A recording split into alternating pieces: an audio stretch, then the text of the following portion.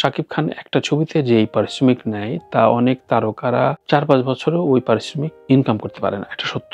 এবং সেক্ষেত্রে তাদের যেটা হয়, তাদের স্ট্যাটাস মেনটেন, তাদের লাইফস্টাইল, তাদের ফ্যান ফলোয়ার ইত্যাদি যতটুকু মেনটেন করার জন্য তারা তাদের চাকরি করতে হয়, ব্যবসা করতে হয় এবং লাইফ লিড তো করতে হয়, এটা তো স্বাভাবিক। সো ওই তাড়না, ওই দৌড়ের কারণে সে তখন অস্থির হয়ে যায়। তখন সে কি করবে দিশেহারা হয়ে যায়, তখন ট্রেন্ডই খোঁজে। সেই অ্যাকশন ঘরানার ফাঁদে শরীফুল রাজ এবার পড়ে গেছে। ইনসাফ সুপার ফ্লপ, এবং শরীফুল রাজ কিন্তু খুব বেছে বেছে তার একটা ঘরানা তৈরি করছিল, কিন্তু ওই যে পাশের প্রযোজক, পরিচালক, আশপাশের মানুষ, তুই তো ফাটায় ফেলবি। ও হয়তো ইনসাফে খুব ভালো করেছে, অনেক ক্রিটিকরাও বলছে শরীফুল রাজ ওর জায়গায় খুব ভালো করেছে, কিন্তু একটা মুভি তো একটা নায়কের বলয় দিয়ে হয় না।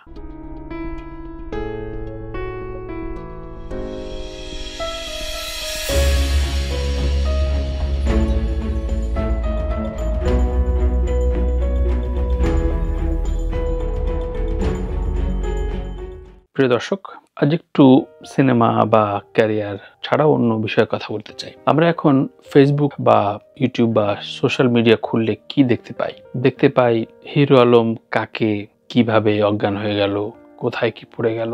একজন অভিনেত্রী বলা মুশকিল, সে তার প্রেমিকাকে খুঁজছে, কি যেন রাজ, ওকে ছাড়া বাঁচবে না। কেউ কাপড় বেচছে, কেউ কি ইনফ্লুয়েন্সার হিসেবে দাবি করছে, এবং কেউ হয়তো দেশের বাইরে নানান বান্ধবীদের সাথে ট্রল করছে। এগুলো কিন্তু নিউজ ফিডে আসে, আমিও ইগনোর করতে পারি না। এবং এগুলোর ভিউজ দেখবেন মিলিয়ন ভিউ। এতে যেটা দাঁড়ায়, ধরেন অথেন্টিক কন্টেন্ট ক্রিয়েটর অনেকের, যে আমরা আসলে তাহলে কি করব, কন্টেন্ট ক্রিয়েশনে কি করব, কি করলে আমাদের কানেক্টিভিটি বাড়বে। ভিউ নেশা কম বেশি আমাদের সবারই আছে। প্রত্যেকটা দেশের আর্থসামাজিক বা শিক্ষা ব্যবস্থা, রুচি সবকিছু নির্ভর করে তার কনজিউমারের উপরে। এটা ইগনোর করার কোনো উপায় নাই, আপনি কোনোভাবে ইগনোর করতে পারবেন না।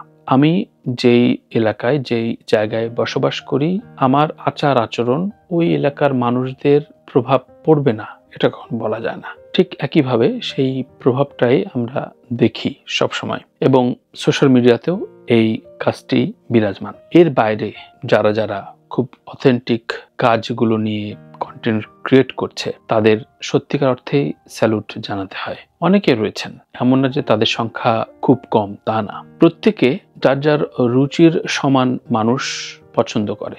আমি ধরেন যেই মনোবৃত্তির, আমার আশপাশে মানুষ সেরকম না হলে আমার ভালো লাগবে না, আপনারও ভালো লাগবে না। রাজনীতিতেও ঠিক একই রকম অবস্থান। আমরা দেখবেন সবাই যার অবস্থানগত, যে যেটা শুনতে চায়। রাতে টকশো বা ইউটিউবে নানান রকম কন্টেন্ট বেরোয়, সুতরাং আমি শুনতে চাই সবসময় যে আমার মতাদর্শের কে কিভাবে কোথায় বলছে।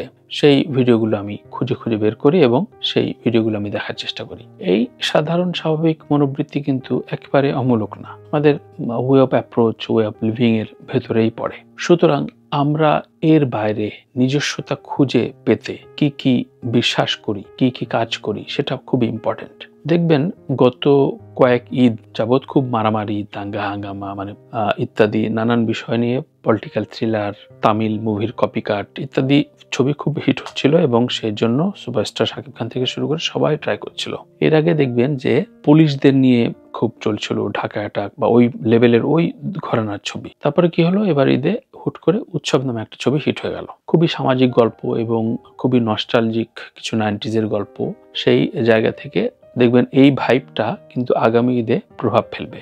সবাই মনে করবে, নির্মাতারা সেই প্রবণতারা দেখতে চাইবে যে না, উৎসব যেহেতু হিট হয়ে গেছে, সুতরাং ওই রকম ছবি বানায়। সুতরাং যে কোনো কিছু তৈরি করতে যেমন খুব কাঠখড় পোড়াতে হয়, আপনি একটা ব্যতিক্রম ভাবে নিজস্বতা নিয়ে কাজ করবেন, সেটি যেমন প্রথমে আপনাকে প্রচুর রিভার্স ওয়েতে কথা শুনতে হবে, অনেকে কটাক্ষ করবে, অনেক রিস্ক থাকবে, কিন্তু আপনি যখন ট্রেন্ড তৈরি করে ফেলবেন, তখন আবার আপনাকে অনুসরণ করবে। সামাজিক রীতি, আমাদের সমাজ ব্যবস্থা, আমাদের এই জীবন ধারা এরকমই। এর বাইরে আমরা কোথাও কিছুতেই নেই। রাজনীতি, ব্যবসা, সংস্কৃতি, যেটাতে বলেন, সবকিছুতেই আমাদের অনুকরণশীল একটা প্রতিক্রিয়া থাকে। এবার আসি ধরেন আমাদের তারকাদের ক্ষেত্রে। দেখুন, তারকাদের কথা বলবো না বলতে আমাদের ফ্যামিলি যেহেতু সারাক্ষণ এটার চর্চা থাকে, সুতরাং এর কথা না বললেও হয় না। তারকারা যে ফাঁদে পড়ে, তারা এর বাইরে বেরোতে পারে না, কারণ প্রথমত আমাদের ইন্ডাস্ট্রিতে খুব কাজ কম। শাকিব খান একটা ছবিতে যেই পারিশ্রমিক নেয় তা অনেক তারকারা ৪-৫ বছরেও ওই পারিশ্রমিক ইনকাম করতে পারে না, এটা সত্য। এবং সেই ক্ষেত্রে তাদের যেটা হয়, তাদের স্ট্যাটাস মেনটেন, তাদের লাইফস্টাইল, তাদের ফ্যান ফলোয়ার ইত্যাদি যতটুকু মেনটেন করার জন্য তারা তাদের চাকরি করতে হয়, ব্যবসা করতে হয় এবং লাইফ লিড তো করতে হয়, এটা তো স্বাভাবিক। সো ওই তাড়না, ওই দৌড়ের কারণে সে তখন অস্থির হয়ে যায়। তখন সে কি করবে দিশেহারা হয়ে যায়। তখন ট্রেন্ডই খোঁজে যে শাকিব খান কি করলো, আচ্ছা একটু অ্যাকশন ঘরানার দেখি, আমি ওই অ্যাকশন ঘরানা করি। সেই অ্যাকশন ঘরানার ফাঁদে শরীফুল রাজ এবার পড়ে গেছে। ইনসাফ সুপার ফ্লপ, এবং শরীফুল রাজ কিন্তু খুব বেছে বেছে তার একটা ঘরানা তৈরি করছিল, কিন্তু ওই যে পাশের প্রযোজক, পরিচালক, আশপাশের মানুষ, তুই তো ফাটায় ফেলবি। ও হয়তো ইনসাফে খুব ভালো করেছে, অনেক ক্রিটিকরাও বলছে শরীফুল রাজ ওর জায়গায় খুব ভালো করেছে, কিন্তু একটা মুভি তো একটা নায়কের বলয় দিয়ে হয় না, তার আশপাশের মানুষগুলো নিয়ে একটা ছবি তৈরি হয়। সুতরাং পারিপার্শ্বিকতা ইম্পর্টেন্ট। আপনি কাকে বন্ধু বানাবেন, কার সাথে চলবেন, কাকে ইগনোর করবেন, এটা খুবই ইম্পর্টেন্ট। আবার দেখেন, খুব ক্রোধের জায়গায় যখন আপনি নিয়ে নেবেন যে ধরেন রাজনৈতিক মতাদর্শ আমার সাথে মেলে না, কিন্তু আপনি এমন জায়গায় আপনি বলে ফেললেন, ধরেন ফেসবুকে আপনি তার সম্পর্কে বলে ফেললেন ইঙ্গিতে, ও আবার আরেক ইঙ্গিতে আবার রিপ্লাই দিল বা ওর স্ট্যাটাস লিখলো, আপনার তখন আবার ওর রিপ্লাই দিতে মন চাইবে। তাতে যেটা হবে, আপনি যেটা শুরু করলেন ওই যে ক্রোধ ছড়িয়ে দেয়া, আপনি একটা বড় অংশ অ্যাটাচড হয়ে গেলেন।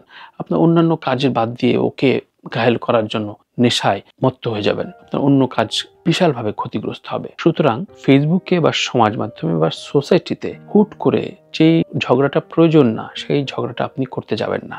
এই করতে গেলে আপনি একটা ফাঁদে পড়বেন।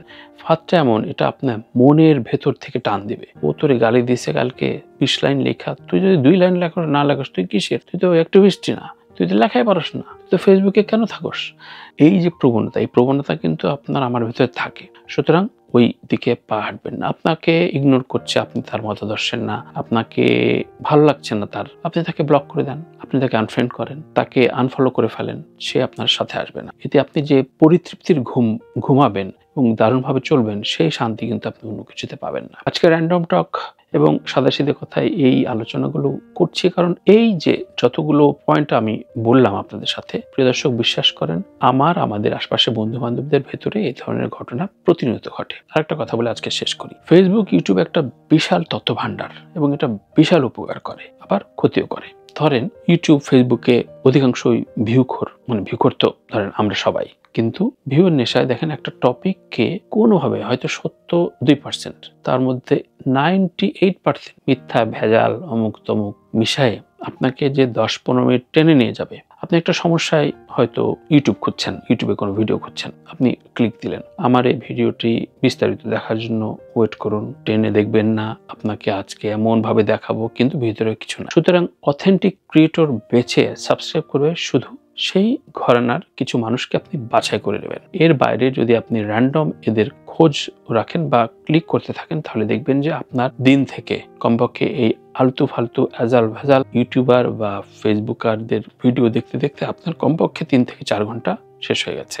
আপনার ঘুমের নষ্ট, আপনি হয়তো মাকে সময় দিতে পারতেন, সেটির সময় দিতে পারছেন না। আপনি হয়তো প্রেমিকার সাথে 2 মিনিট বেশি কথা বলতেন, কিন্তু কথা বলতে পারছেন না। আপনি হয়তো আরাম করে 2-4টা ভাত খাইতে পারতেন, তো খাইতে পারছেন না এই তাড়নায়। সুতরাং এই ফেক পিপুল এবং ফেক নানান রকম কার্যক্রম থেকে আপনি যত দ্রুত নিজেকে সরিয়ে আনবেন, এই মোটিভেশনটা আপনার প্রতিদিনকার জীবনে খুব প্রয়োজন। যেমনি ক্যারিয়ারে প্রয়োজন, বড় বড় তারকাদের ক্ষেত্রে, যেমনি ব্যবসায়ীদের ক্ষেত্রে প্রয়োজন, তেমনি আপনি আপনার পার্সোনাল লাইফে এগুলো এড়িয়ে চলুন। প্রিয় দর্শক, সাদাসিধে কথায় আমি আমার র্যান্ডম অনুভবগুলো বলে যাই। এটা আসলে কোনো মোটিভেশনাল না, আমার অভিজ্ঞতাগুলো মনে হয় যে বলি, আমার গল্পগুলো তুলি, বা আপনার মনে হয় যে শোবিজ ইন্ডাস্ট্রিতে কি হচ্ছে আমার পারসেপশনগুলো বলে রাখি। আমি যেহেতু কন্টেন্ট ক্রিয়েট করি দীর্ঘদিন ধরে, এটা আমার ভিউয়েরও একটা নেশা থাকে, পাশাপাশি আপনাদের সাথে কানেক্টিভিটি থাকে। কিংবা আপনারা যদি আমাকে ইগনোর করতে চান, সুতরাং আমাকে একেবারে ইগনোর করতে পারেন, বলে ফেলতে পারেন যে না, আমার কথাগুলো আপনার সময় নষ্ট হচ্ছে, সুতরাং আমাকে ইগনোর করে ফেলবেন, দ্যাটস ইট। এবং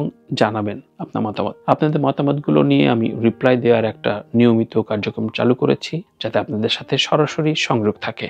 এছাড়াও আরও কিছু সেমিনার এবং অনলাইন কিছু কর্মশালা আমি ব্যবস্থা করার চেষ্টা করছি, তাতে সংযুক্ত থাকবো আরও আপনার সাথে আমি। সবাই ভালো থাকবেন, ভালো রাখবেন আপনার আমার পাশে মানুষটিকে। আল্লাহ হাফেজ।